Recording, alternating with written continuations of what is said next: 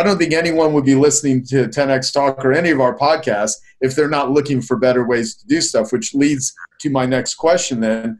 So, because you mentioned earlier, you have a path. So from your perspective, are there any proven paths to success as an entrepreneur? And I mean the word proven, like this, if you do this, this just works. And I know that's sort of a loaded question and stuff, but I wanted to, that's my question for you guys. Yeah. You want to go first, Dan? Yeah, well, I was reading, I'm kind of a history buff, so I was reading about Napoleon, and, interesting character. I mean, he born kind of poor, wasn't even born in France. He was born on Corsica, which is an island in the off the coast of France, and, came up and, within 15 years after he came up, he was the emperor of Europe, bright guy, very short, probably about 5'2", 5'2", and but he was really interesting. And the one thing that he really comprehended is, and Joe, you've talked about a famous saying of his, that his life changed when he discovered that a man would die for a blue ribbon, for a piece of ribbon, and that he understood that people would dedicate themselves to something that was much bigger, that also recognized him as important. He had this notion of giving people a sense of importance. But he had this thing about bringing up officers as fast as they could take command. And he would ask his senior officers, who all came up the same way, to describe why this person should be an officer. And Napoleon says, well, I know he's good. My next question, though, is he lucky? And I think that entrepreneurs have a keener sense for luck than the general population. And what I mean by that, and you said it right at the beginning, Gino, I'm the right person at the right time in the right place. Well, that's what luck is. Luck is being the right person at the right time. And I think if you look at entrepreneurs who are really successful, they leave a very, very large part of their thinking to what is luck in this situation? What is luck in this situation? And luck is you're the only one who sees this. You're the only one who understands the opportunity. You're the only one who knows how to organize it. And there's a window, not a wide open window, but a window that if you act right now and you take action, you're going to be the lucky one. And you have to be unlucky enough to know the difference. Yeah. Joe, I was sitting watching your documentary that Nick Nanton did, and I was going through it, and a lot of people said, "Oh, that's awful. That's awful." I said, "Outlier, outlier, outlier, outlier." Everything about you is an outlier. I mean, antisocial, everything I said. What else could he be besides an entrepreneur? Yeah, exactly. Yeah, Or a criminal. You should have a conversation with Andre Norman. The line between entrepreneurs and criminals is not that wide. No. Well, there's a lot. Yeah, there's a lot of entrepreneurs that are in jail because they just, They chose a different path to take their entrepreneurial endeavors. They chose badly. It's like Indiana Jones. You chose wisely. You chose badly. They choose badly. Yeah, we know. I mean, we know the characters. And one is they're great salespeople. I mean, they're what? Yeah. Yeah, totally. No, totally. Go ahead, Gino. What were you gonna say?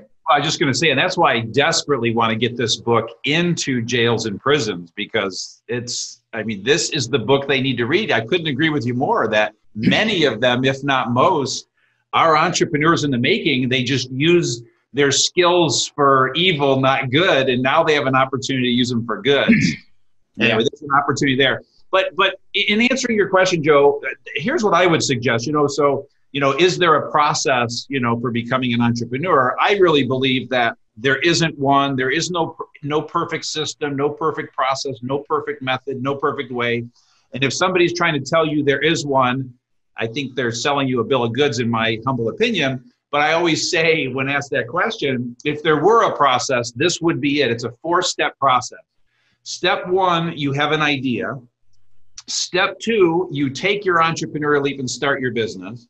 Step 3, you fight like hell for 10 to 20 years. And step 4, you emerge a successful entrepreneur, hopefully, because you've got a 50-50 shot at best at succeeding. The odds are, challenging. With that said, now we're on to the path part of the book. And in path, what I do believe is that you can help an entrepreneur understand some guideposts, some awarenesses along their journey that, again, will greatly increase their odds of success and eliminate half the mistakes they'll make. And at a very high level, the chapters in path are deciding on college or not. And I give all the pros and cons and all the data for that entrepreneur in the making to decide the best path for them.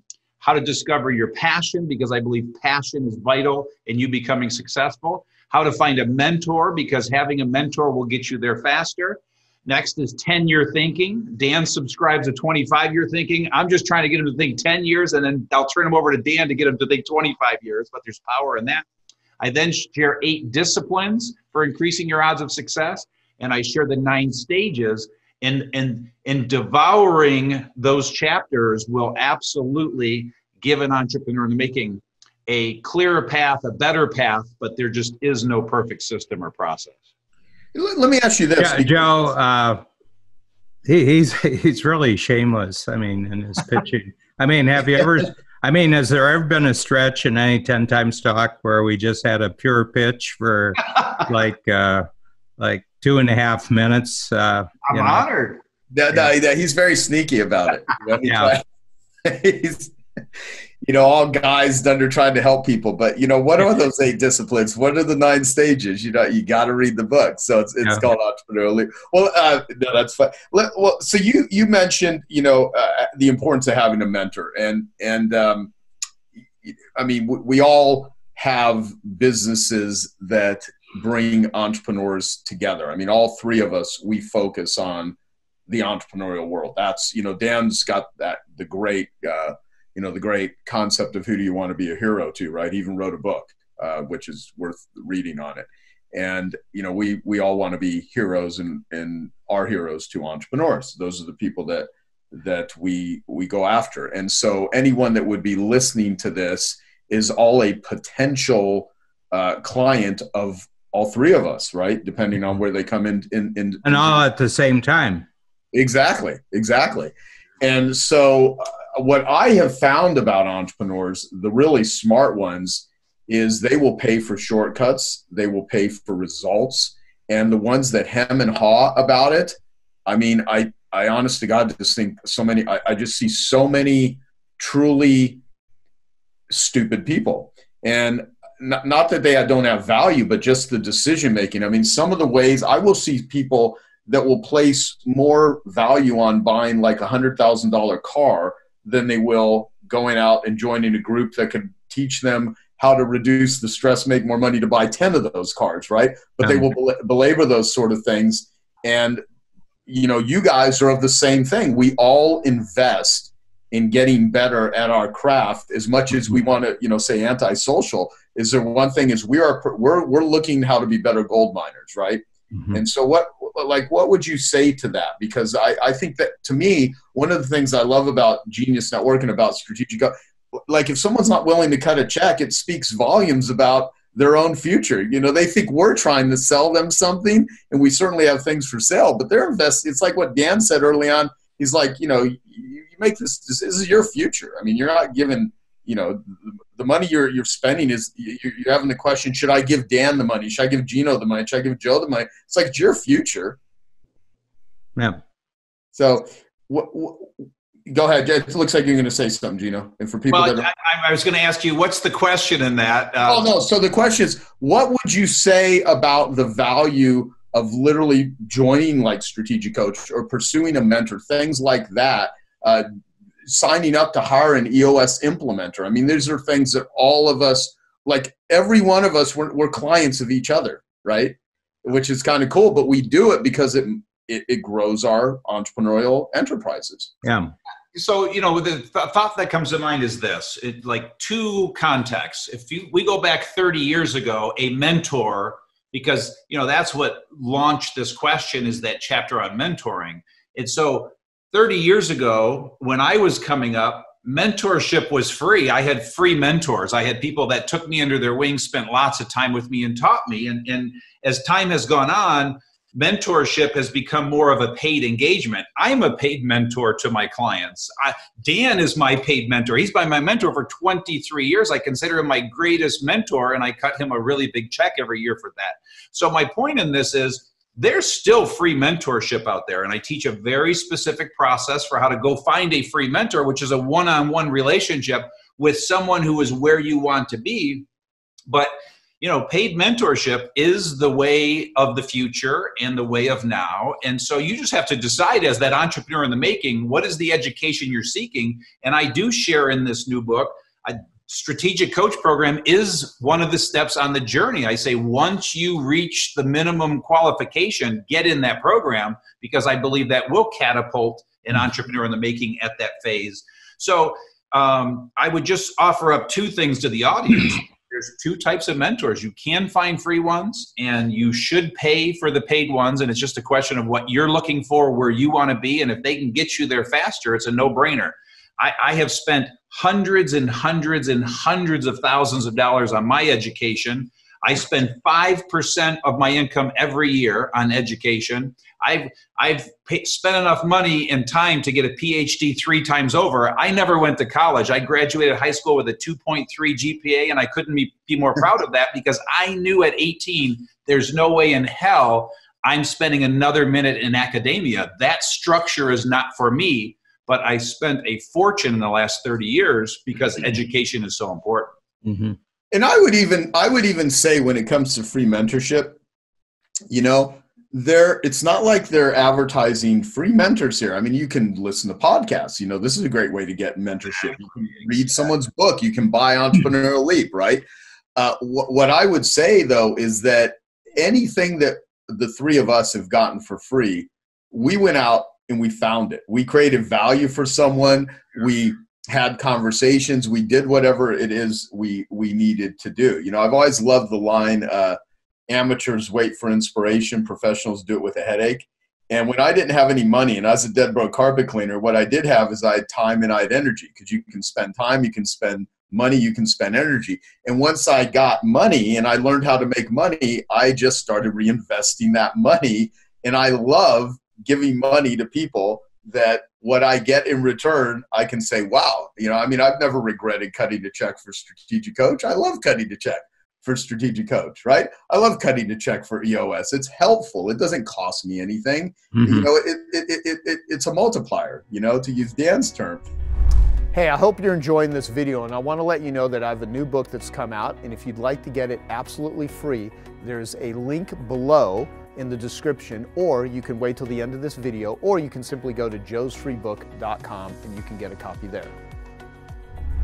Well, what I've been doing a lot lately is I've been really.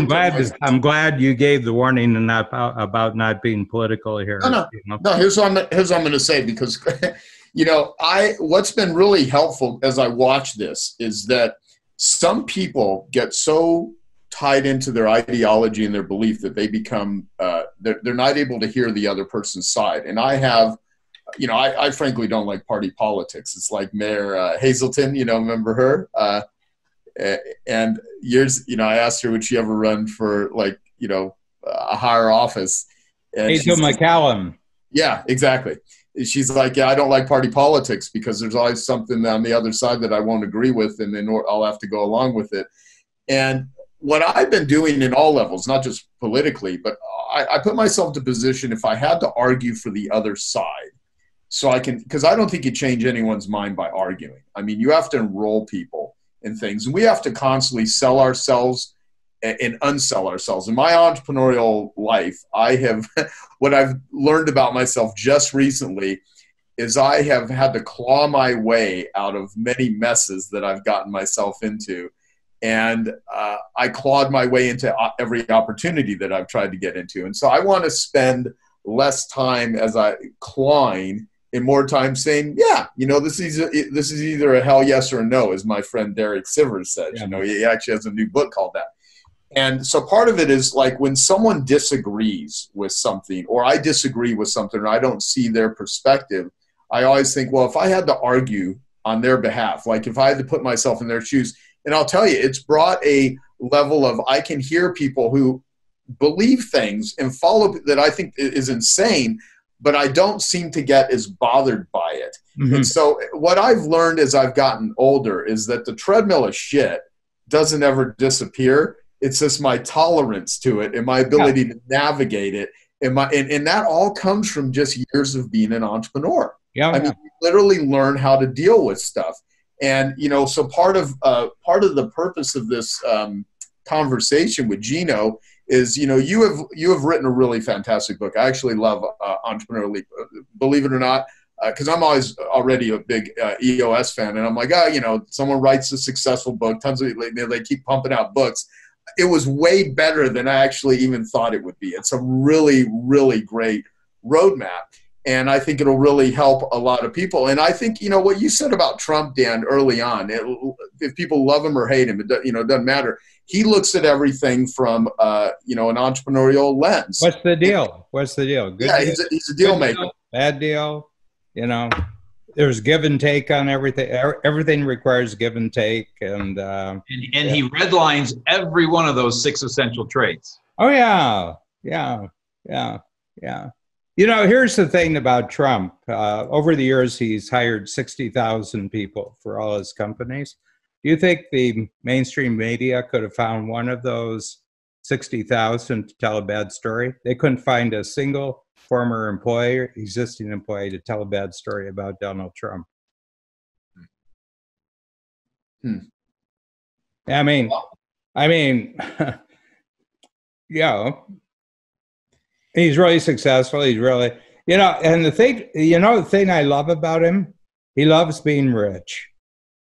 He thinks rich is just the best. Rich.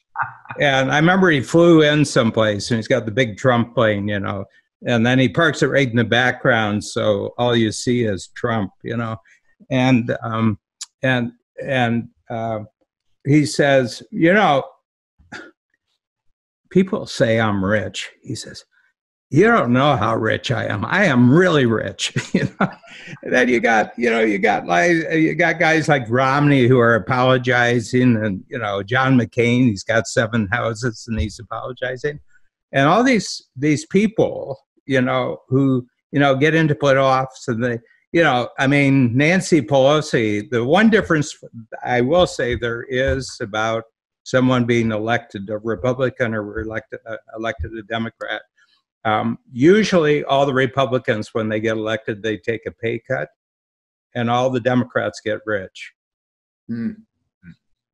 Nancy Pelosi, she's worth $180 million. She's been a politician for 40 years. How do you get $180 million doing it? So the whole point is that, you know, I'm an American, you know, the more I haven't been in America, so 2/3 of my life I haven't lived in the US because I've lived in Toronto.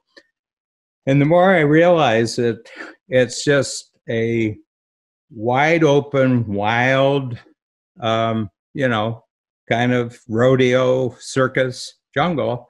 And the cultural heroes are entrepreneurs. They create new things. They create new things for new people to do new things that they've never done before. And if you got any ambition at all, this is where you want to be. And I think, Gino, I think you are the first person who's actually written a handbook to actually check yourself out. And the worst thing is that you're not an entrepreneur and you spend your whole life trying to be an entrepreneur. The other thing that's even worse than that is that you are an entrepreneur and you try your whole life trying not to be an entrepreneur. You're here. Yeah. And I think you've given a chance just for people to sort out. If you're not an entrepreneur, you can do it with dignity because you learn something from the test. And if you are an entrepreneur, it saves you years. You're here. Thank you for that. Yeah. What didn't I ask you that I should have? So the thought that how many copies you going to buy? The thought that went through. How many copies should I buy? Gino? Well, 10,000. I like to do round numbers, so just 10,000 at a time is a good round number. So, the thought that comes to mind leading into this podcast, during this podcast, is the audience and the context that the audience is listening from. And what I would offer up, just to connect some dots, is number one, the audience member that has someone in their life that they think might be an entrepreneur. This is the book to help that person. And I'm compelled to share, David Berg is one of our fellow students and strategic coach, obviously, and most people know him. During our session last week with you, Dan, he sends me this chat and it says, just did last 3 Sunday evening book club hours with my kids and Entrepreneurial Leap, or with Entrepreneurial Leap. Best conversations about business, money, thinking ever with them. Thanks for this, Gino. So obviously that made my day, and hopefully David's comfortable with me sharing that. And I'm certain that he is. But the point there is, if you have people in your life that you think might be entrepreneurs in the making, this is the tool to help you help them. Number two, if you are someone who does want to mentor entrepreneurs in the making, there's on the website, I call it the mentor track, a 5-step track to help you become great mentors for entrepreneurs in the making, if that's of interest to you. And then the third is, Dan, what you taught me, collaborators. So I've built this incredible collaborator model around this. And so if anybody out there has an organization that helps teach, guides, mentors, entrepreneurs in the making, I give them my content for free to teach their people, their audience, and become heroes to their audience. And so depending on what perspective you're listening to this out there, this is how this can help you and them. And certainly when an entrepreneur reads this, it relights them up. It will reinvigorate your entrepreneurial passion because you're reading your biography, quite frankly. So that's what I would suggest. Yeah. That's really great that you said that. Like tomorrow, we're doing our first Genius Youth call with the Entrepreneurs of Genius Network members tomorrow. And it just occurred to me that I'm going to buy a copy for every one of these kids and send them a copy of that. And as I sit and think about that, we have a Genius Network member, Scott Donnell, who's also in Strategic Coach, who's built one of the largest kid camp franchises. And he created a virtual event called My First Sale. And this is the first time that I ever spoke with kids that were as young as 8 years old. Wow. And I was more nervous talking to these kids, but what they really liked is ELF, easy, lucrative, and fun. They all like the ELF versus half, concept that I teach. And so I could see a lot of applications for Entrepreneurial Leap. So the website for people to go to, again, is e-leap.com. You can take a free assessment there. You can order the book. You can get a free chapter if you want. When someone takes their whole, life's wisdom and knowledge and they put it into a book, I mean, it should be a no-brainer just to buy the darn book and then share it with anyone that you think would benefit from it. And certainly we appreciate the time. Anything else from you, Dan? No, I just, I've had great conversations with Gino for 23 years, and I admire enormously the very elegant, simple process that he's created in EOS. And, I'm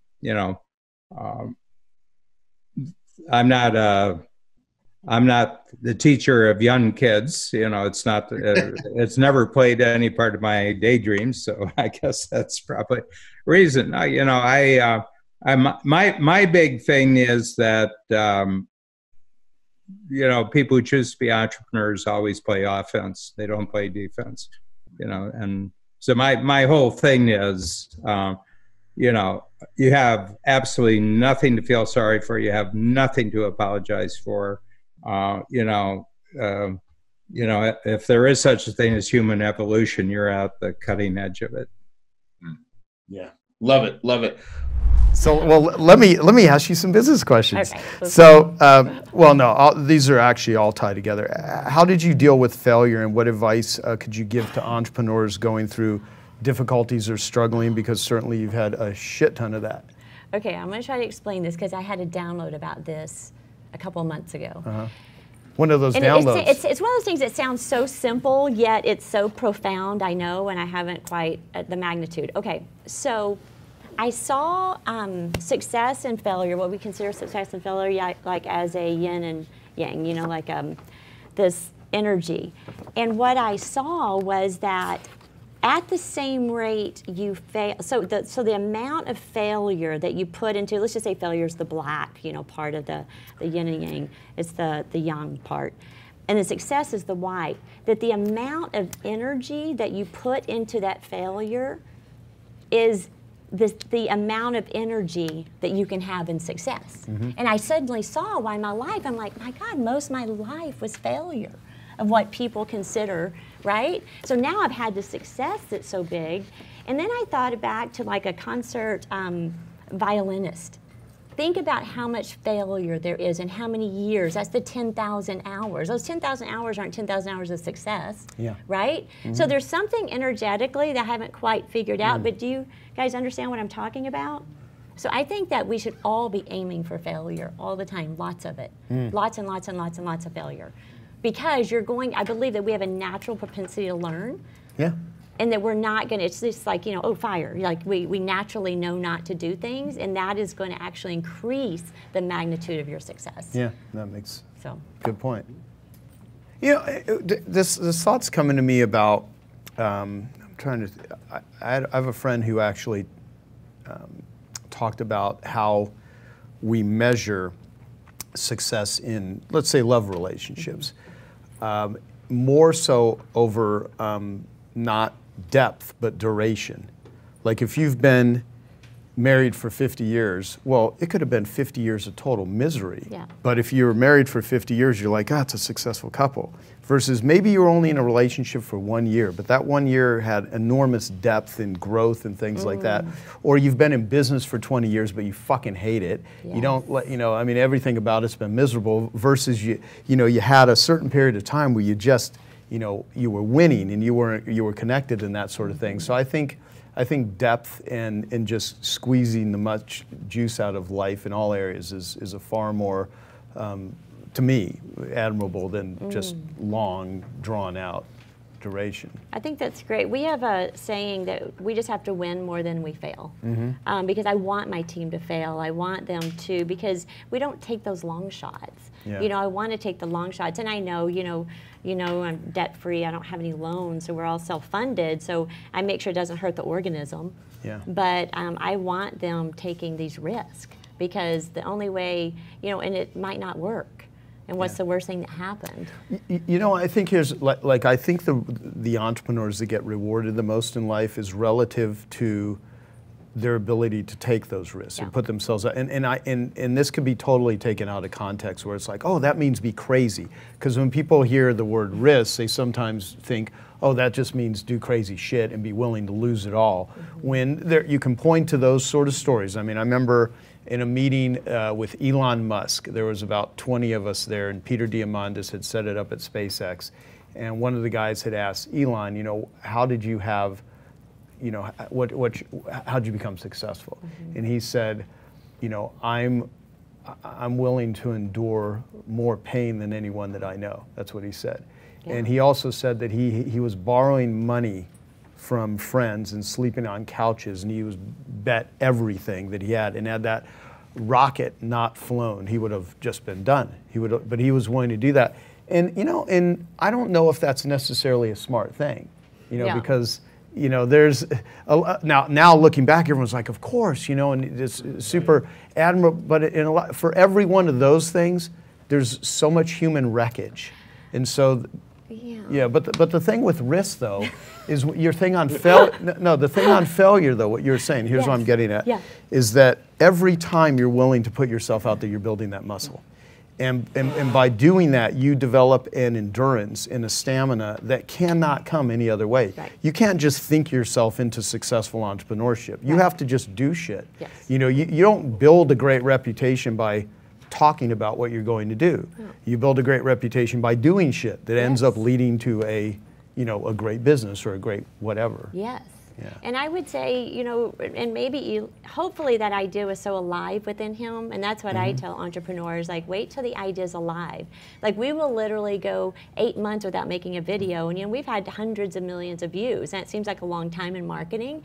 You know, you would think content, you have to have all this strategic content, but we wait until that idea is so delicious that you can feel the energy, and you can feel the aliveness, and then we go towards that campaign. Yeah. So that's the way we operate. And so hopefully it is worth the risk. So for me, if everything failed tomorrow, which I've been in that situation before, like, I'm happy, right? Like there was nothing that I didn't go for that I wanted to go for. Maybe love. Okay, so we already talked about that, so let's take that one off there. But as far as business, like, there's nothing that I really haven't shot for in our business. So that's what I want everybody to feel. Hey, we went for it. Yeah. Yeah. Because to me, the worst thing is when you didn't go for it, you held back, and then you sold out. And I mean, that shit, it doesn't feel good, I gotta tell you. Yeah. It sucks. Really bad. Yeah. Well, you're either winning or you're learning. That's it. That's one thing I learned from Tony, and I remember telling that back to Tony when he was going through some media shit that he was dealing with. And it's like, yep, you're either winning or you're learning. He's like, yeah. Hello, this is Joe Polish, and this is a very historical moment, and you'll know why in just a moment. I'm sitting in a very nice restaurant in Phoenix, Arizona, with three of the most fascinating and coolest people that I know, and that would include Kathy Kolbe, the creator of Kolbe.com, which many of you have heard about and have done. Mr. Dan Sullivan, founder of the Strategic Coach Program, the highest level coaching program in the world for successful entrepreneurs, and Babs Smith, who actually runs Strategic Coach and is phenomenal. And so we're here today, and the historical moment is this. Dan actually showed Kathy Kolbe for the very first time the multiplier game, which is a series of cards of some of the world's greatest thinkers, and Dan's twist on it, which I'll ask Dan about in just a moment. But I first want to ask, Kathy Kolbe has created this cool thing called the Kolbe Profile that literally, God knows how many people have done the Kolbe. Do you have any idea, Kathy? About 1 million. About 1 million, yep. Okay. And we're all quick starts. And yes, so at this table. At this table, all of us quick starts. And what is your Kolbe, Kathy? I am a 2 in fact finder, itty bitty when it comes to details. I'm a generalist. I'm a 6 in follow through, and an 8 in quick start. That makes me the theorist, and a 4 in implementer. So I'm in my jeans today. I'm going to go garden shortly. Awesome. Now we're all quick starts, which means we're very much idea people. Low follow through from my standpoint, where I have lots, come up with a lot of ideas, but I don't get anything done without having a team around me, and that's what you help people do. And I was first introduced to Kolbe through Strategic Coach. And so our quick starts, are they crazy? Oh, no. We're just insanely original and come up with ideas that may or may not work, and we need other people to sort through them and figure out what the good ones are. This is a good one, Dan. And so we need collaboration, but so does everybody. Well, there you go. We need collaboration, and we all want to. Yeah. So now Dan has created the Strategic Coach Program. So real quickly, Dan, Strategic Coach, anyone that knows me has heard me quote you a bazillion times. I think you are the most amazing thinker I've ever met in understanding entrepreneurial thinkers and how to make entrepreneurs better, and that's what Strategic Coach does, right? Pretty much. Mm-hmm. Well, I looked at the most productive people, and the most productive people were entrepreneurs, and I just decided to spend my whole life making the most productive people more productive. So that's our mission statement, and one of the things along the line that we've taken a look at is how do entrepreneurs continually multiply themselves. So that's really the reason why I created this game for entrepreneurs, but I think it applies to everybody. And so Babs and I in our company, what we're looking at is we're constantly trying to multiply ourselves inside of our companies so that our company has greater impact in the world. But the best way to do that is to actually help all of our clientele multiply themselves. Awesome. Now, Babs, in a moment, I'm going to ask you, and I don't want to be too sneaky on you, what it's like to be married to Dan Sullivan. So are you ready? Are you ready for that? Okay, what's it like? What's it like to be married? I love being married to Dan Sullivan because I have a lot of great ideas, and he and I collaborate a lot on all these different ideas. So when I met him, I was really into helping good people get better, and I just wanted to help a whole lot of people, and I loved all the stuff he was creating, and so I thought we could get together and do it for more people. But it's a lot of fun because I'm a 3392, so our Colbys are really, really similar. Dan, did you say what your Colby No, is? I'm a 2210-4. So. He's a 2210-4. Well, and for the record, I'm a 5293. Okay. Yeah. So.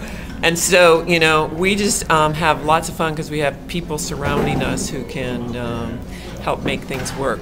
Right. Because otherwise we'd be in trouble. Well, and you guys have created, literally, Strategic Coach has some of the world's most successful entrepreneurs, helping them become better, and what Dan refers to them as his industry transformers. And so if you're an industry transformer, or you have the making of transforming your industry or uniquely packaging yourself, that's what Strategic Coach is all about. So going back to the historical moment, the multiplier game. Dan created this thing called the multiplier game and showed it to Kathy Colby for the very first time. What are your thoughts on it, Kathy? What did it do for you? It is so neat. It is so fascinating. One of the things that's tough for people with all our quick start and our ideas that flow out is being able to synthesize them into something that we can focus on and make them work and be able to share our process. And what Dan's done is taken the historical wisdom from so many people. Yeah, way too many old white guys, about some women in here.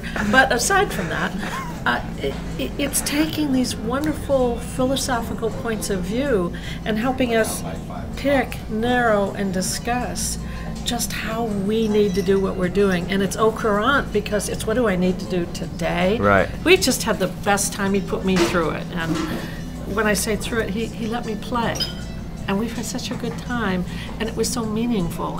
It brings out the kinds of things you're thinking about but need to put on the table, and it's on the table right here. Yeah, well, and what's really cool is there's probably going to be different variations of this, and so far only 10 of the cards have been shown to the world, and there's going to be 50 in total. So if someone wants to play the multiplier game or get more information about this, what do they need to do, Dan? We go to our website, which is www.strategiccoach.com.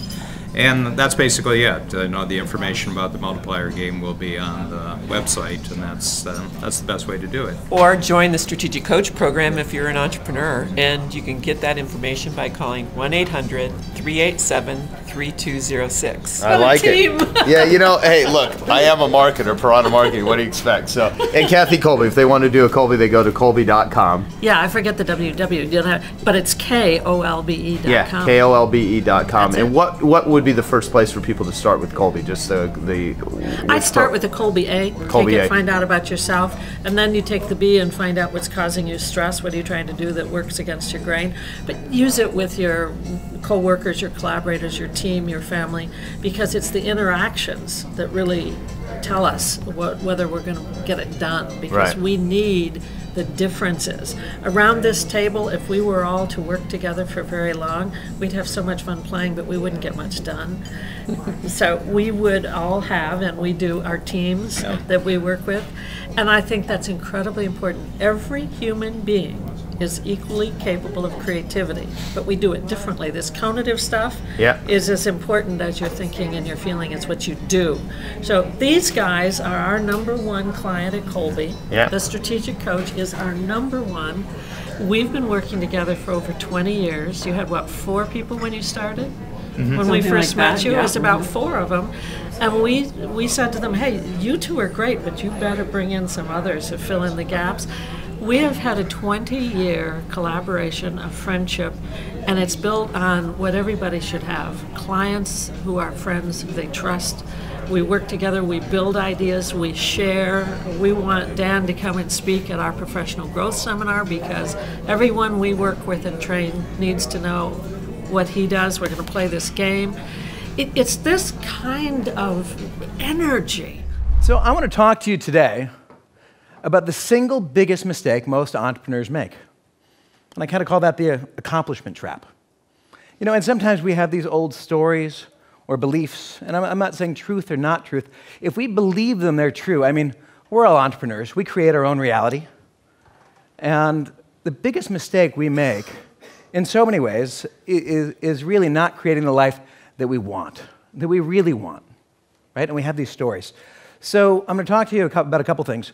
One, that. Two, how do we change the scoreboard to measure what's really important to us? And the third piece is, if we know what's important at the end, why don't we start there? And so what I'm going to ask you to do at the end of this is really to take your husband or your wife or that special someone and to get away from your normal life, all the pressures that are coming towards you, and to go ask yourself 2 questions. And so the reason that this is really important is so we can die peacefully in our sleep, like my grandfather, not screaming violently like the poor passengers in his car.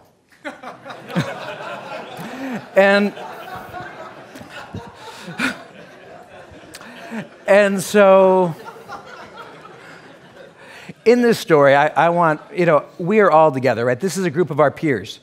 And isn't it great, like oxygen, when we find a group of our peers, right? And so I've been a hard-charging entrepreneur. I was a paperboy when I was 8. I bought lawnmowers when I was 9. I employed my friends. I started my first bead shop when I was 16, and I had 6 stores by the time I graduated high school. And then I was screwed for a straight job. So entrepreneurship was the only thing that really fit. And we've all gone through this life, and it's been extraordinary. We've been able to create our realities, and that's why we're in this room. And, I remember Joe said to me when we were on Necker Island, he said, "Your best thinking got you here." And you can say that whether you land in jail or whether you land in this room. So all of us, our best thinking got us here. This is where we are. And I want you to think for a second about that special place. Some people love the beach. Some people love the mountains. Some people love the river. I'm a mountain guy. And my kind of alchemist story was I started businesses and I ran them. I moved to San Francisco. I did venture-backed startups because I thought that's what the big kahunas would do. I did that for 4 rounds of financing, or 4 companies, 7 rounds of financing, 9 years before I realized that it wasn't a fit for me. And my flat spot, I've always been in big peer learning groups, whether it's 25K or what used to be YEO or EO and YPO and Tiger 21, et cetera, et cetera, et cetera. And my flat spot was always love. I was always looking for that special someone. And I was doing consulting, and this woman who was a director of marketing, who was an absolute angel, walked through my front door. It was unbelievable. She told me she read Atlas Shrugged in 8 days and modeled her life after Dagny, and my head kind of spun off its rocker. And we went in, and we went into the doctor. We were getting married in the Cook Islands, which, if you don't know where that is, I didn't. It's in the middle of the South Pacific. It's like the Hawaii of New Zealand. It was just stunning. And we were 2 weeks before my wedding, and I went to the doctor, and then they made a mistake when they sent in my blood, so I went to the doctor again, and then they called me in for a 3rd time. Then I went to an oncologist, then I went to a radiologist, then I went to a hematologist. And 2 weeks before my wedding, to the woman of my dreams, I was diagnosed with a rare form of leukemia. So my doctor said, "You can't go to your wedding." I've sold out the whole island. I have mentees that have spent their entire life savings to come be with us in the Cook Islands. We've got the whole resort rented. And they're like, "You can't go to the wedding." And the doctor tells me, "Well, it's doctor's orders." And I said, "No, it's doctor's suggestions." And so I started to explain to him freedom and sovereignty, but I don't think he ever understood what I was talking about. And I explained that I had plans. And so I went non-compliant to our wedding, and I got my diagnosis in between the wedding pictures of... The guy is the worst timing ever. And I get my diagnosis literally between my groomsmen pictures and my wedding, which, by the way, was this form of leukemia. And by the way, when they gave me this list, right, the 7 things on the list: HIV-1, HIV-2, Hodgkin's lymphoma, non-Hodgkin's lymphoma. I'm like, where's the common cold? This is like serious stuff. And so I get the diagnosis, and we went on our wedding, and we went to our honeymoon in New Zealand, and we fly fished and took helicopters around and had an amazing time. And I went till my body came out, and I came back, and I went through 22 rounds of chemotherapy. And so that's why I've been a little bit off the radar. And I was hoping my 10 years of green smoothies would pay greater dividends than they did at the age of 38. And I needed to really reassess my life at that point. And I had time. I actually had a lot of time. I couldn't walk from my bedroom to my kitchen. And I learned some lessons in there. Would sharing those lessons be helpful for you? All right. So The first one was the trap of the working wealthy, right? Money does not equal freedom. I had these goals, and I set them early, and I was on my way, and I was more successful than I imagined it, but I was more successful than I needed to be, and money does not equal freedom, and I got caught in this big trap of the working wealthy, and that was the first piece, and I realized that was a big mistake. The second one is life in many ways is like a constrained resource problem. You have unlimited wants and needs and limited resources, and generally there's two types of resources. There's money and there's time. And the problem is when we set our goals, we're usually in our 20s and 30s, and the value of those resources are dynamic. They're not static, right? Money goes down in value as you get older. Time goes up in value as you get older, right? We solved for it when it's correct, but we have dynamic shifting resources. I mean, what would Warren Buffett pay for a year of healthy life? All of it. And the third piece is we have all these different kind of connections, in our life. We have our connections to nature or to business. Next June will be my 25th year being in business for myself. And, I've got this great connection to the business world. But growing up, I was a fly fishing guide. I spent a lot of time outdoors, I had this connection to nature. And at the end of our lives, what do you think is more important? Our connection to the business world or our connection to nature? And I haven't been living congruently with that. And the final thing, and this is a really big one, this is how you change your scorecard. Because I used to measure my life really in three things: goals, objectives, and achievements. That was my scorecard.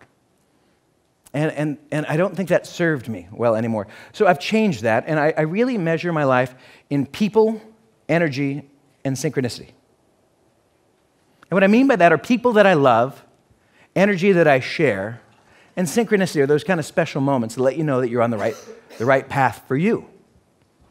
Does that make sense? Right? And so I wasn't measuring what really mattered to me. And so I knew I needed to change my scorecard because my old scorecard, although I was successful, I wasn't happy. And so, my questions for you, I had this absolute, it was unbelievable. I went through these 22 rounds of chemo, we lost a baby, a whole bunch of things that were just crazy. And the two questions are really, and I'll get into those, but are you creating the life that you want? That you really want.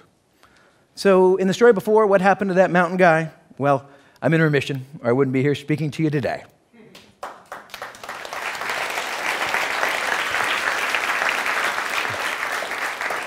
And so, again, my takeaway for you, find that special someone.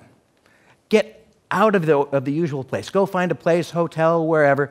Break your pattern and really ask yourself two questions, because you don't need to get cancer. You're in the prime of your lives. Nobody could feel this could happen to them, including me. You're in the absolute prime of your life. And the two questions are, one, how would your life change if you had a life-altering event? And really focus on that with your partner. And the second question, again, you don't need to go through this to be able to answer that first one. And the second question is why aren't you doing that now? And then you can make your life as an entrepreneur really count. Two areas to protect as an entrepreneur are your confidence and gratitude, because you will do things much more effectively once you have confidence in something. If you don't have confidence, then you have to rely on courage, which never really feels good. Confidence feels good. Courage just is like you got to kind of go through it. But you can have all the money, all the relationships, all the access, but if you don't have gratitude, you can be a very miserable human. And what you were saying reminded me of this when I was speaking at a Ryan Dice event a few months ago. I asked the audience, I said, how many of you in the room are worth $1 million? A few people raised their hand. I'm like, is anyone here worth $10 million? And I think one person raised their hand. Anyone here worth $1 billion? No. I said, how many of you would like to be a millionaire? And everyone raised their hand. And I said, well, how many of you in the room would like to be a millionaire if you're not already? I'm asking you, all of you. Okay. Yeah. Okay. So what I said, well, how many of you would? Anyone here give me your eyeballs for $1 million? Would anyone here? We could just hand over your eyeballs for $1 million. What about 10 million? Anyone give me your eyeballs for $1 million? 100 million?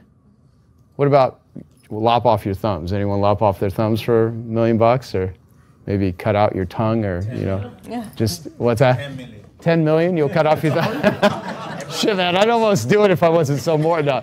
I got a knife.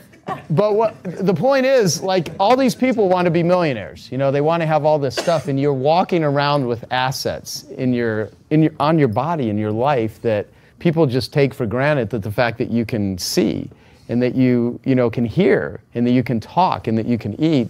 And it's that whole, that proverb, which is, he who has their health, he or she who has their health has 1,000 dreams. He who does not have their health has only one. And if you have aspirations, you're sitting here right now, you're able to do the things you're doing because you're not laid up in a hospital bed. And I, 8 days ago prior, was on a 14-day liquid diet. I didn't eat food for like 14 days, and I'd never done anything like that in my entire life. I probably lost like 8 pounds in the last 3 weeks. And basically, the first day was the most difficult. The second day was pretty difficult.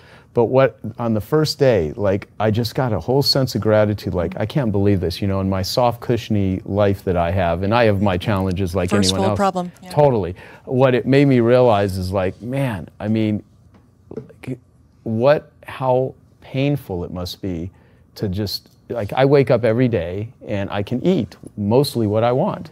It's not like, am I going to eat today? So I want Mexican food, do I want Chinese food? And it just got me in touch with, God, how many millions of children go to bed every single night starving, and how painful that is.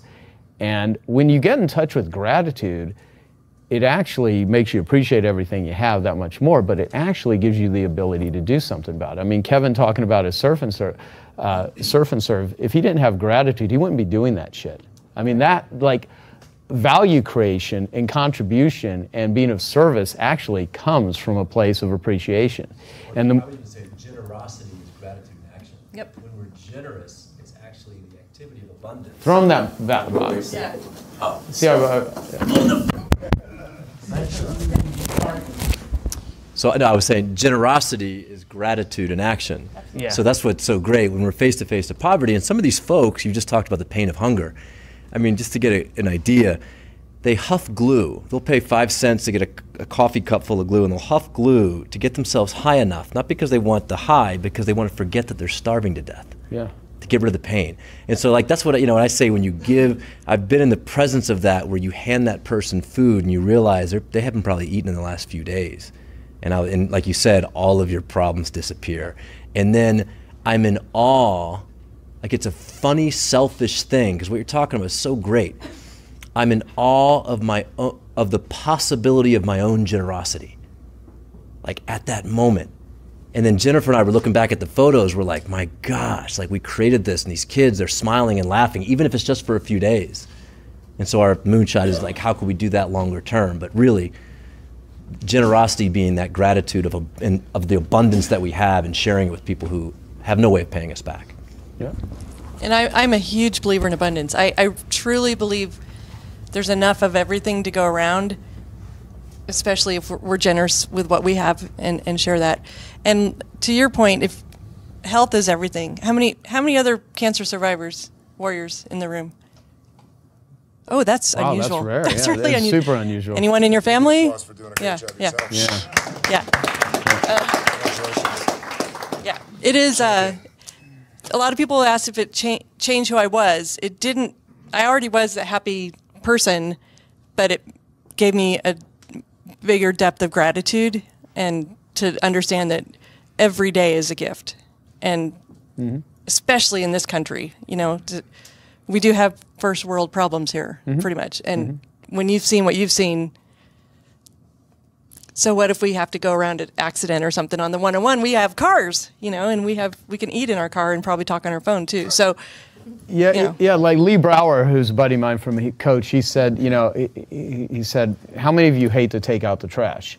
A handful of people raise their hand. He's like, do you know how many people in different parts of the world would love to have someone come to their home or where they live and pick up the trash and take it away? He's like, you don't have to take out the trash. You get to take out the trash. He goes, what? It's a freaking luxury for some, and the point is, like, not to get all touchy-feely or like whatever. I mean, I know a lot of people are going through their own private, you know, silent battles, and life is difficult. And I mean, look, everyone has their own shit and their own crosses to bear at all different times. It's just as much as you can keep yourself in the mindset of gratitude and appreciation, you're simply going to be a better entrepreneur. And when you're in that particular state, you're going to make more money. And I think one of the best ways to help the poor is to not be one of them. And secondly, you know, people that say money can't buy happiness are idiots, because I buy happiness all the time with money. I mean, there's all kinds of shit. I like nice dinners. It makes me happy. I like going to movies. That shit makes me happy. I like staying in nice hotels. It makes me happy. And so the people that say that money can't buy happiness haven't given enough of it away. Because even if you're a miserable person with a lot of money, I mean, I've had people that have been really struggling, and my ability to help them medically, education-wise, out of challenges, access to people they can talk to has helped make their lives better. And so, I mean, there's so much you can do with money and so it's not the money, it's what it gives you access to and how you do it, you know, the experiences that it can give you. So I'm all for capitalism. You know, I'm a capitalist, and you know, Hayek says the biggest problem with capitalism is it was named by its enemies. And so capitalism in its purest form is, you know, simply collaboration between individuals exchanging money for value. And we live in a world where there's a lot of anti-capitalist behavior, and people will attack you because you're actually doing. And there is crony capitalism, there's corporatism that is sometimes called capitalism, and there's, you know, there's bad aspects of everything. But most entrepreneurs that I know are really hardworking people, adding value in the world, you know, just doing good stuff. I mean, most entrepreneurs I know are not evil, exploitive people. They're just good people working their asses off trying to do stuff. And so, anyway. Thank you, everybody. I started with this slide because I wanted to share something with you, that I'm one of you. We are the crazy ones. We've seen that video. We're all the same. I'm going to walk us through some of our strengths, some of what our weaknesses are, but I'm going to walk us through this emotional roller coaster, the highs and lows of CEOs. Before I do, I have one ask of the audience. I am on a mission to get people to realize that we need to stop medicating our children and stop fucking them up in the school system by saying there's something wrong with them. I'd love for you to share my TED Talk. We are the influencers. We're the connectors. I don't make any money off this. It's actually not even what I talk about publicly. I've never done any paid speaking events other than that TED Talk once. All my other ones are on my business stuff, so it's not even related. But I just want to stop fucking up these children. So if you could share the TED Talk for me, I'll send you the link. Please share it with your communities. It'll mean the world to them as well as to me. I want to start off this talk by doing a little quiz. I'm going to read to you traits of entrepreneurs. I'm going to read a list of 11 traits, and as soon as you hear 5 traits that describe you, I'd like you to put your hand up or stand up. Okay? One guy gets to put his hand up. The rest of us have to stand up.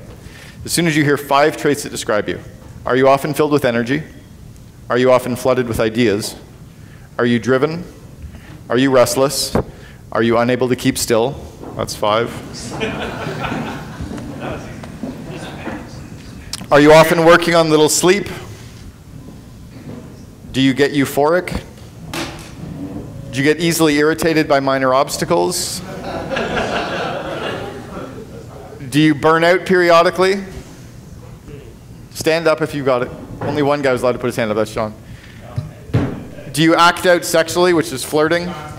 Yeah, we got him at number 5. Sexual 2 hands are up. Right. And do you feel persecuted by those who do not accept your vision? So take a look around the room really quickly, because you actually did stand up to a list of traits that describe entrepreneurs, but those are actually the clinical diagnosed traits for bipolar disorder. Nice. So you can sit down. So those are actually the 11 diagnosed traits for clinical diagnosis of bipolar or manic depression. So if you stand up to 5 of the 11, you're there. If you're at 9, 10, or 11 traits, you literally are clinically diagnosed and would probably be medicated for bipolar disorder. Bipolar disorder is nicknamed by the medical community as the CEO disease. So what I want to do is talk to you about why it's not actually a disease, it's just who we are. You've all got a copy of my book, Double Double. I don't want you to read it.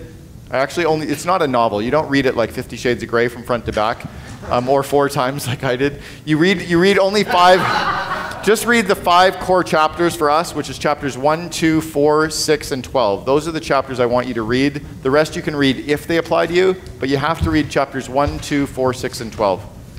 Now let me dive into the content. What does this look like to us? Please don't say a sine curve. What does it look like?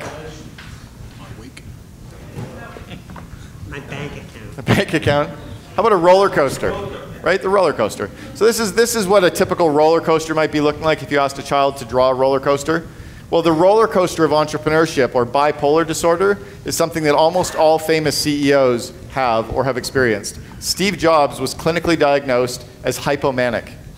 It had been said that he was unable to see the box because he was always so far outside of the box. Do you know that 2 of the 3 founders of Netscape, Jim Clark and Jim Barksdale, were both bipolar? Do you know that Richard Branson has ADHD and dyslexia? Do you know that most entrepreneurs are clinically diagnosed to be on the spectrum of Tourette's, which is thinking out loud? So we're not messed up, we're just different. What I'm going to talk about today, though, is the bipolar disorder and how we can actually ride this roller coaster that we're on, because unlike the theme park, we can't get off this roller coaster. We're on this roller coaster, and our spouses, our friends, our kids, our employees are actually strapped to our backs, and they're riding it with us, and they didn't sign up for the ride. So what I want to do is give you the tools. I have these tools in videos and in my book for you to share with your peers, but I want to give you the tools so that everyone understands and we understand how to ride the roller coaster, and how, if they're strapped to our backs, we understand how to ride this as well. There's different stages of the roller coaster, and I want to give us all a little bit of dialogue that we can have with each other, or some clear phrases that we can use to describe how we're feeling or where we are on the roller coaster. This first stage is one that we call uninformed optimism. So at this stage of a physical roller coaster, what are you feeling if you're on a real roller coaster? Anticipation. What? Anticipation. What else? Excitement, right? Nervousness, excitement, energy, enthusiasm, right? That general rush, that uninformed optimism of, oh, this is going to be exciting. You've got all these emotions that are kind of going through you. Most of them are exciting. Well, in the business world, you know you're at uninformed optimism when you don't need coffee. You don't need any energy drinks, because your enthusiasm and energy is what's propelling you every single day. You're completely and absolutely passionate about every aspect of your business. You actually are seeing things and doing things that are fun, but other people might think is a little bit crazy. You'll see danger in front of you, and you actually won't see it as dangerous. You'll see it as an opportunity. Like, as an entrepreneur, we'd see this and want to sell tickets, whereas a teacher might think it's dangerous, stay away. You know you're at uninformed optimism when you're doing things that the general population see as crazy, but you've thought through enough to go, this is actually pretty sound. But then something changes, something clicks, because you have to continue to ride the roller coaster. So all of a sudden you go over the top of the roller coaster, and you're at this stage called informed pessimism. Now, if you're at informed pessimism on a real roller coaster, what are you thinking at that point? What's the 2-word phrase that we all say? Oh shit. In 28 countries, everyone has the same, even in Saudi Arabia, they all go, oh shit.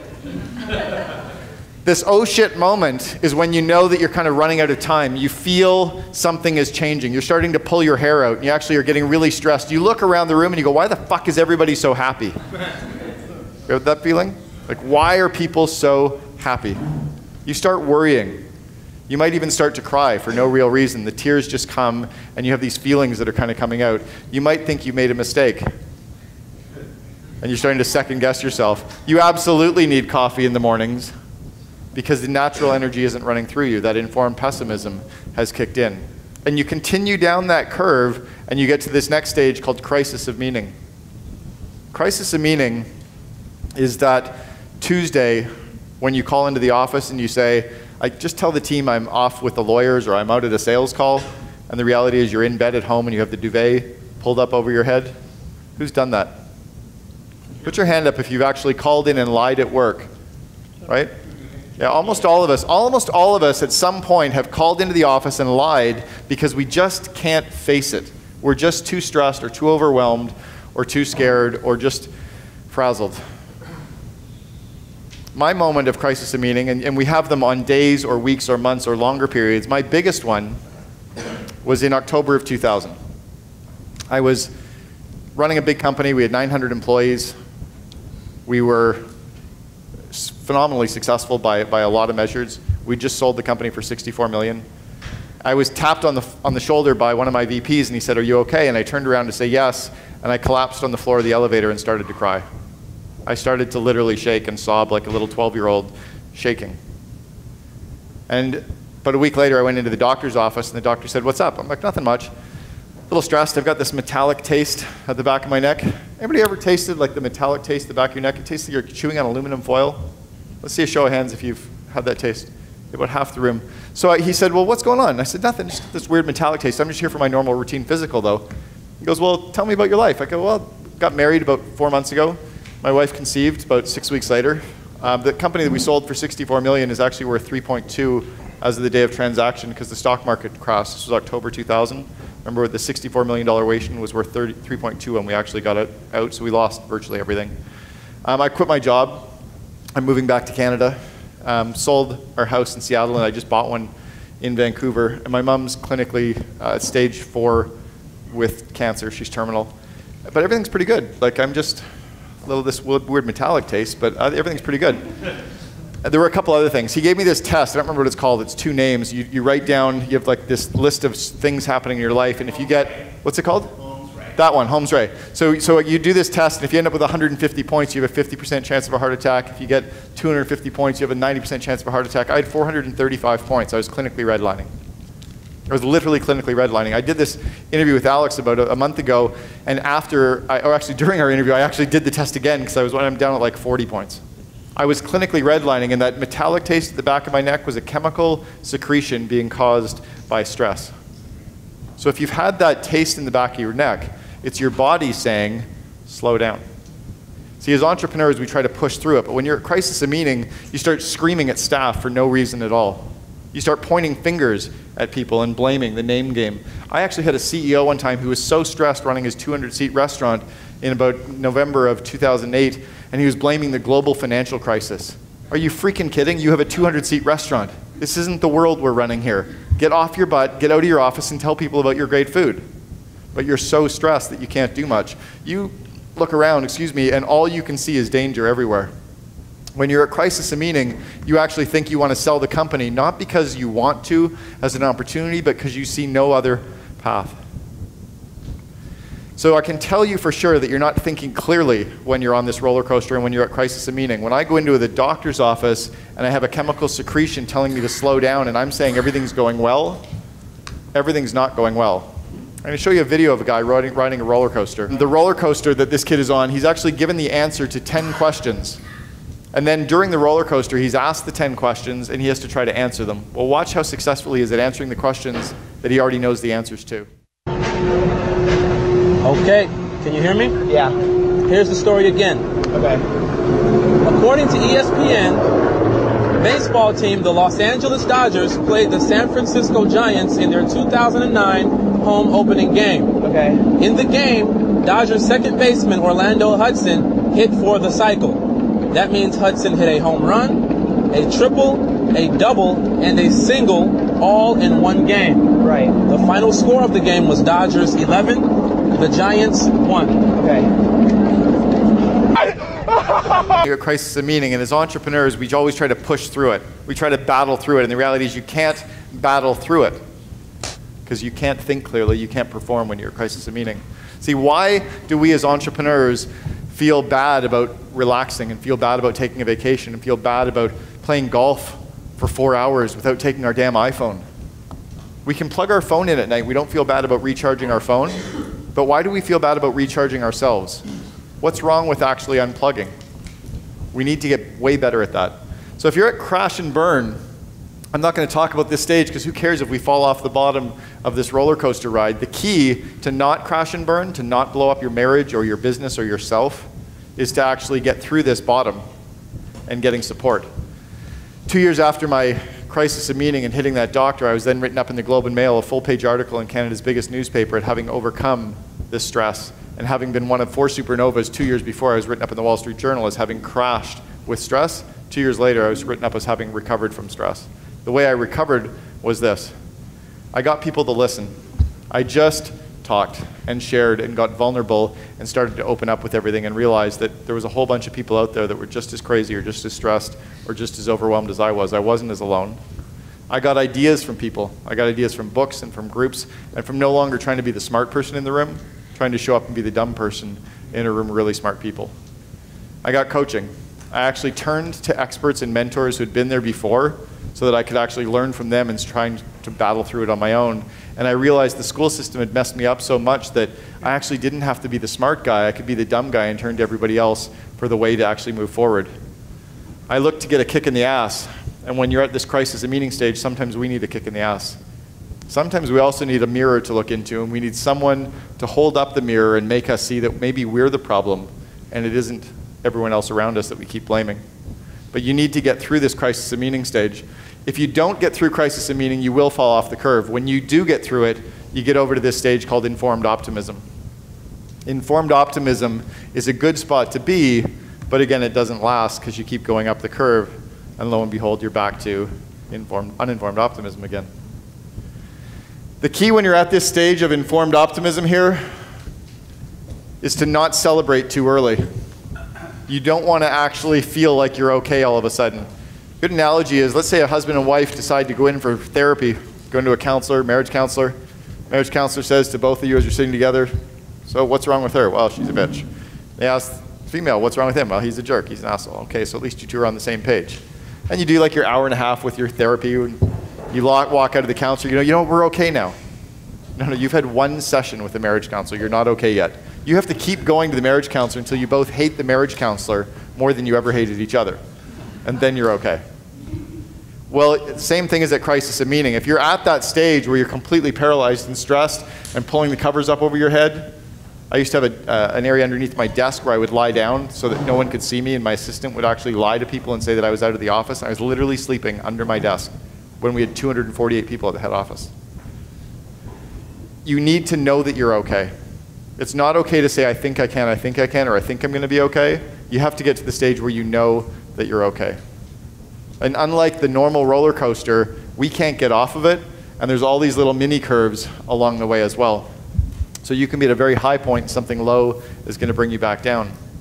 What I want everyone to remember with this is that we're on a roller coaster, and our stress is magnified. So you'll have people around you all the time who will say, oh yeah, my life is stressful, I have ups and downs too. I'm not talking about everyone. I'm not talking about the average person. I'm talking about entrepreneurs, and we either work with them or we are one. And our stress is magnified because of a bunch of key points. We have everything on the line. We don't have a job. We don't have a guaranteed income. Often we go through long stretches where we don't take money out so that we can pay everybody else. We're worried that everyone who we got to quit their great jobs and come and follow our dreams aren't necessarily going to have a job a week later, so we're scared with that. We're worried that everything we've said to the media is going to be found out that maybe we don't really know. We're worried about making payroll. We're worried about our customers and our expectations. We've got our brand attached to our backs. That's huge amounts of extra stress that magnify the whiplash that we're in. So what we need as entrepreneurs is to understand where we are and to be able to communicate where we are. Now, who thinks that first stage, that uninformed optimism, who thinks that is a good stage to be at in the business? Put your hand up if you think it's a good stage. Put your hand up if you think uninformed optimism is a bad stage. Put your hand up if you think it's just a stage or you're not thinking. How about crisis of meaning? Who thinks that's a bad stage to be at? Who thinks it's a good stage to be at? Okay, here's the point. It's just a stage. A physical roller coaster, there's not a good part or a bad part. It's the same roller coaster. It's just part of the roller coaster. The key is to know, what do I do at this stage and what do I not do at this stage? So if you're at uninformed optimism, it can be good and bad.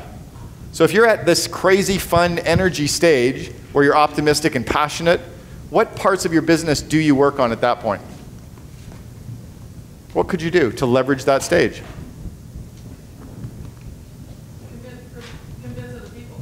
Convince other people, right? So outward facing, marketing, sales, a pep rally, talk to the media, talk to the press, idea generation. Rally the troops, right? Anytime you've got that crazy energy, shift that energy, transfer that energy. Now, what don't you want to do when you're at uninformed optimism? You don't want to make buying decisions. You don't want to hire people. You don't want to make big advertising buys. That's why it's very dangerous to be at events like this, is we get all so excited that we go out and we're going to take over the world and we buy everything, but then we wake up 2 days later and we go, oh my God, buyer's remorse. Buyer's remorse is a real thing. So when you're at uninformed optimism, you transfer your energy in a good way, but you don't make any decisions. When you're at informed pessimism, then you can do your planning, but you don't want to talk to the media. If you're at crisis of meaning, you need to unplug and be okay with unplugging so that you can get back to that stage where your energy is high again. My energy is high right now. I'm wired right now. I feel like I've been doing Rails for an hour and a half. But the good thing is I can transfer that energy in a good way. But I'll tell you, in 2 hours, I don't want to talk to any of you because I'm depressed or stressed. There's so much of that too. That's one of the questions I'm going to ask you. What are some of the mistakes that people make in business? One of the things is I think one mistake is not preparing yourself for success. Most people don't become successful as entrepreneurs. The vast majority don't. But when you do, you literally will find that you have people that are incredibly supportive of you, and then people that you thought were supportive of you aren't supportive if you're surpassing what they perceive their thing is. Because I don't know, there's probably many causes to this, but I think it makes them look at their own lack of success, or, oh, you're doing something, and it's bizarre how much people shift. And so one of the things I think about a lot is that being successful as an entrepreneur is not just being strategic and making smart decisions and the ability to create value, get paid for it, be a great marketer, communicate what it is you're doing. I think one of the attributes of successful entrepreneurs is a tolerance to all the crap that exists, because you got to have thick skin. I mean, there will be a point in time where people that you thought were your allies are really your enemies. They don't want to see you be successful, and they will give you their opinions about what you should or should not do. And so part of it is being able to know what to pay attention to and what to ignore, what's relevant and what is irrelevant. Right. So how do you think about, like, how did you go through that transition? Because there's a lot to be learned from that. I think the number one thing for me is, and maybe I think a little bit differently than others, but when you marry your lifetime partner, they've got to be on board 100% of what your dreams are, or vice versa, whatever it is. But the support that I get, I can be me, Joe, every day of the week. I normally swear when I say that, but I can be Anthony Amos every day of the week. I don't have... I would be cussing right now if your kids were not in there. Yeah, I cuss in front of my kids. I'm sorry to say that, but we're from Australia. But it's just one of those things where, I'm a little bit crazy, and I love getting out and having a few drinks with guys, because it brings out the best in people. If you sort of say a little bit reserved, it's not like off the menu, but it's just really getting other people relaxed and talking more what they would normally do if they didn't just have a couple of beers. But, that sort of, I mean, the things that we do aren't normal. I mean, we do embarrassing things, and we've all got a similar sense of humour, and it's a lot of fun, but you can't have that stability if you don't have that support at home, because when you walk in those doors and it's open arms, this is great, I know it's a tough day, you've got to have that. If you don't have that, then I don't think I could have done it. I really don't.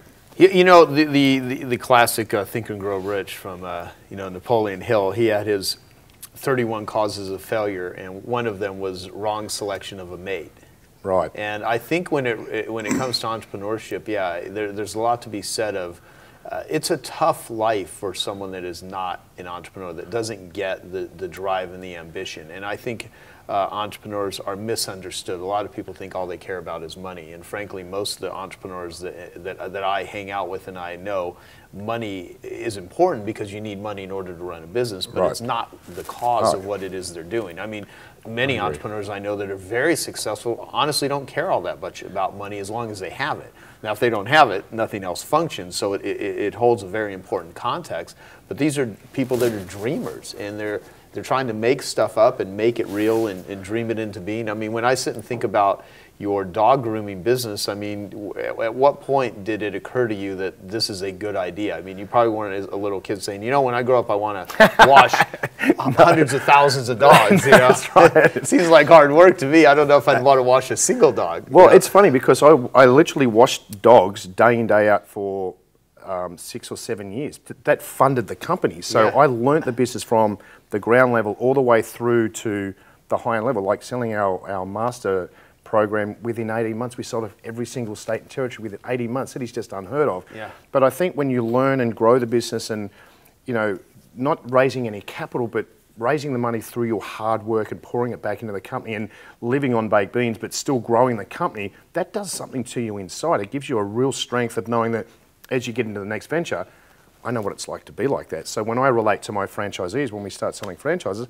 I've done what you're about to do. I know every angle that you're going to go through in your business, and I'm going to be able to help you with those particular decisions. And when we're talking about the partners, the hardest thing when selling a franchise to some of the men back in Australia, the wives are like, I don't want my husband to be a dog washer. What? He's not a dog washer. He's an entrepreneur. He's getting out there out of the rat race and wanting to be a successful person. I don't, and that's what I was talking about. But the other husbands that came in the door, how was your day, honey? How many dogs did you do today? Yeah, you broke the record. That difference between, oh, I don't want my husband to be a dog washer. How am I going to tell my friends my husband's a dog washer? That's when you've got to align yourself with the right partner to know that when you do come in the door, they're happy that you did one more dog that you did than the day before. Yeah. That's the type of thing where I'm coming from with that. That's so true. Look, speaking in my own life of many relationships that I've gone through, and thankfully I'm dear friends with most of the relationships I've had in the past. I'm talking intimately. I mean, I know I have all kinds of relationships personally and professionally. It is alignment. I mean, if you do not have alignment in any sort of relationship, it's going to be very short-lived. There's going to be a lot of tension. And there still is. I mean, because I'll tell you, what I tell people, successful entrepreneurship is really about developing a tolerance to stuff. Because the stuff that would have killed me in the very beginning of my business happens on a daily basis today. And I'm like, whatever, you know. So I've built up just a tolerance to nonsense, you know, just like crap that happens. But that's part of the game. Well, it's funny that you use that word because in the book I talk about congruency. So the first thing with me is I've got to a point where I instantly know whether I'm congruent with somebody. I feel it, or you just a little bit of a conversation. Oh, geez, that feeling that you really like that person. It's congruent. Whatever this value system is, we don't even know what it is. Right. But it feels good. And then when you know it feels good, I like to add as much value as I can first. So if I get in there first and go, not expecting anything other than we could be friends from that point of view, or making an effort for our friendship.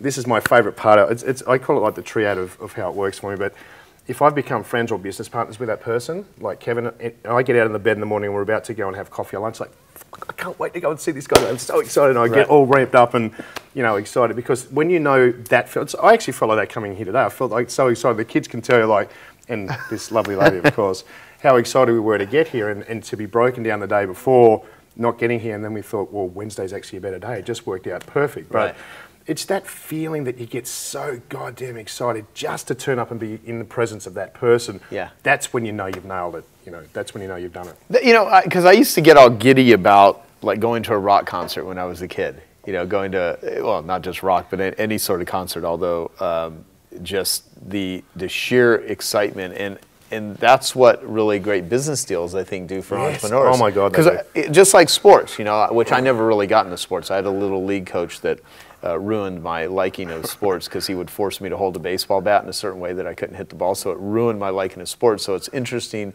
how influences, you know, affect you growing up. But I see a lot of entrepreneurs, you know, they're corporate athletes, you know, which is a term my buddy Tony Schwartz says. And they want to win. I mean, and winning comes in different things and different levels of excitement. But you know, part of success as an entrepreneur, aside from obviously strategy and a sound business model and the ability to keep your act together, is just massive enthusiasm for what it is you bring to the table. Oh my God, you're speaking my language right now because if you strategically put together, I want to be friends with that person to get that. It never happened. I've never been that way anyway, but I just know my brother was very much that way inclined, and that's how we sort of butt heads a lot, is that he'd worked out strategically how to get to that person to get that end result. And I was always uncomfortable with those sorts of deals because you're really looking out for yourself first. But if you genuinely believe that that person has got some sort of value system similar to you, then show them that you're good and you can do something to get them excited. Let's be friends. Let's see how this could work out. I love doing it. I got chills thinking about that. I love doing that stuff. That's awesome. Well, okay, so here's your book, How to Catch a Shark. Yep. And you did this with Kevin Harrington. How much did he actually contribute? Because Kevin really doesn't do much work. Well, he did a story on Donald Trump when he was in Donald Trump's office and put a deal together. And we did a lot of work with recording. So we recorded it and then sort of typed it. And my beautiful wife over here and a great dear friend of ours, Bonnie Crandall, edited the book and pieced it all together. And we've got our publisher, Tara Richer, of course. But we had so much fun putting this together because Kevin and I have developed a really awesome relationship. And I think he vicariously lives through me a little bit now with him being sort of on the straight and narrow. And I'll often ring him. He'll go, you have one for me, buddy. All right, you get out. Mate, I'll get out there. But we've got, I think, he's got such not a lot of people know this, but he's got like a kid-like sense of humour. Oh, totally. And he's as funny as hell. So in even the most serious situations, and we're at a meeting, and I've got probably a little bit like you, sort of my attention span isn't that good. Yeah. So I'll just sort of sit there and send Kevin a text. Kevin will always read his phone no matter what meeting he's in. So I'll send him a text, something hilarious of, you know, who we're talking right now. You just see him go. But I think that's the type of thing you've got to do with relationships like that. When you're there because you've said you would be, but you don't really want to be there. And you've got to make light of the situation sometimes to really sort of get through it. Oh, well, totally. I mean, one thing about, I can usually gauge the value of relationships, man and woman or friends or whatever, just based on how much they laugh together. Right. If you see people that cannot laugh together, then there's a good chance that they're probably not having much fun. Well, that's really interesting. I've instantly got what you've just said, but I've never looked at it like that before. Yeah, well, you know, if you're at a restaurant and you see a couple that's just sitting there and they're just not really even talking to each other, and there could be times they're just arguing, but they're for the most part, you can pretty much gauge that, do they have fun together or not? Because I have this thing I came up with years ago to try to describe the marketing systems that I created that are robotic. You know, using a 24-hour free recorded message that sifts, sorts, and screens people that want to get information about how to choose a carpet cleaner or how to use a sports supplement or, you know, pick a category, is a far easier, more robotic way to get people information than doing face-to-face selling. So I started calling anything that would use replicatable, Canon clonable sort of marketing systems as ELF marketings. And I started to say you could have an ELF business, which is easy, lucrative, and fun, or you can have a half business, which is hard, annoying, lame, and frustrating. And so if you're going to go out and develop a business, you want to make it as ELF as humanly possible. Now in my life, I actually look at human beings that way. Is this person easy, lucrative, and fun, or is this person hard, annoying, lame, and frustrating, or in some cases hard, annoying, lucrative, and frustrating? Because not all money is created equal. There's some money that is just painful, and there are some people to work with that they're just not fun to work with. And so kind of what you were saying to earlier, I've never approached relationships as, let me figure out what I'm going to get from this person. I mean, I don't ask anyone to do anything for me if I can't create value for them first. And I really come from try to be generous, try to be useful, and I don't even say try, I actually believe I am. You know, you just show up and you just are useful. And if you cannot be, then don't show up. I mean, what reason do you have to do anything if you can't bring that to the table? And so I think part of you, because I mean, the moment I first met you, you're just a very likable, very friendly guy, and that's Kids, did you hear that? Yeah. So now again, they may experience something completely different than me. Yeah. But the thing is that's very hard to fake doing that consistently. I mean, some people can, you know, they'll have their spiel, they'll do that sort of stuff, but for the most part, you know, being a generous, caring, useful, value-creating individual is not a shtick.